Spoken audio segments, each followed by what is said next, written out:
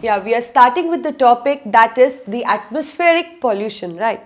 So first of all, you should know that what is atmospheric pollution, right? So it is actually you can say the contamination of air with undesirable and harmful substances.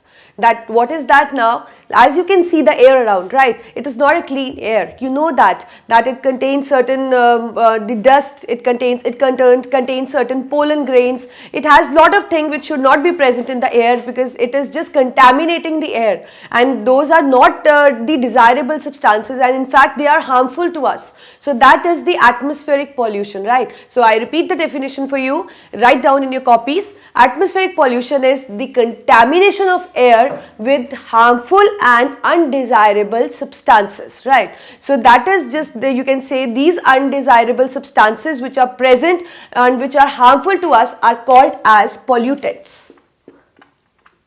So there are many pollutants which are found in the atmosphere, right, that are polluting the air. That means they are undesired and in one or any way they are harmful to us, right? So that is atmospheric pollution.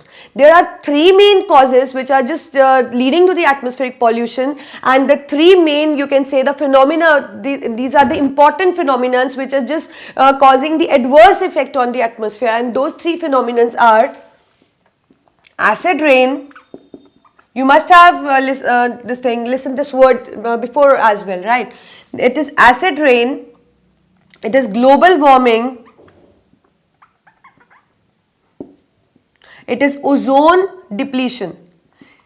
See, there are many causes which are just you can say causing atmospheric pollution, but out of them these three are so important, or you can say these three phenomena are so dangerous. They are just affecting the atmosphere in a great manner. That means they have so much adverse effect on the atmosphere, right? So we'll be taking up these topics individually so that you should know what actually they are causing and how we can help to just reduce this effect and can just make the air pure around us, right? So we are just taking into the consideration the first topic, that is the acid rain, right? So you should know what is acid rain actually.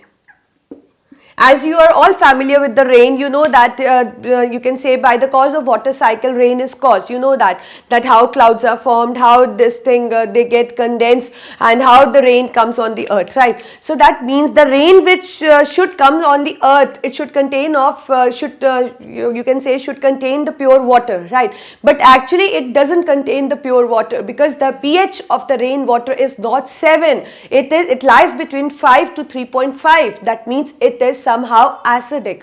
So that means the water which we are getting from the rain is not pure, and due to the pollutants present in the air, they are just reducing the pH. That means they are just making the water acidic in nature, right?